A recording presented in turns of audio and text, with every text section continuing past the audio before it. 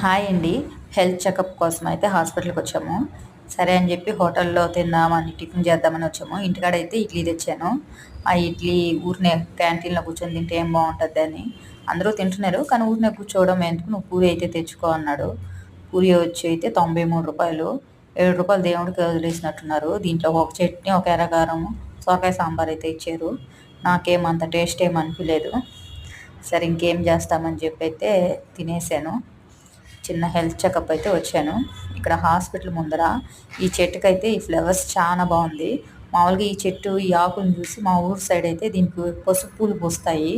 మీరు ఈ ఆకుని చూస్తుంటే నేను పసుపు పూలు పూస్తాయని అనుకుంటున్నాను.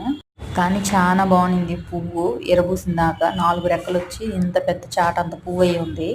చెట్టు అయితే భలే బాగుంది. కొమ్మలు వేసినా కూడా రాదేమో, చెట్టే వేయాలి. ఎంత పెద్ద చెట్టు అయిందో.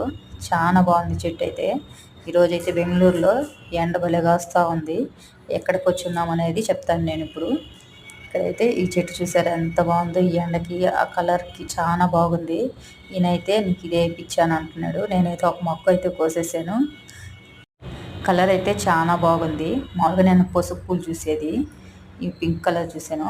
ఈ హాస్పిటల్ మణిపాల్ హాస్పిటల్. ఇక్కడ నుంచి అయితే ఇది ఒక హోటల్ ఉంది, 5 స్టార్ హోటల్ లాగంట. ఈ హోటల్ పేరు ఏమో అయితే తెలియదు నాకు. అక్కడ కనిపించేది అయితే నీలా ప్యాలెస్ హోటల్ అంట. చాలా పెద్దది. ఇక్కడే రూ. 93 పూరి. ఇంకా అక్కడ ఎంత ఉంటుందో ఏమో. దాంట్లో టిఫిను ఇంకా భోజనం చేయాలంటే 1 సంవత్సరం జీతం కావాలేమో. ఇదైతే ఇక్కడికైతే వచ్చేసాము. హెల్త్ చెకప్ చేసుకొని అయితే వెళ్దామని అయితే వచ్చాము.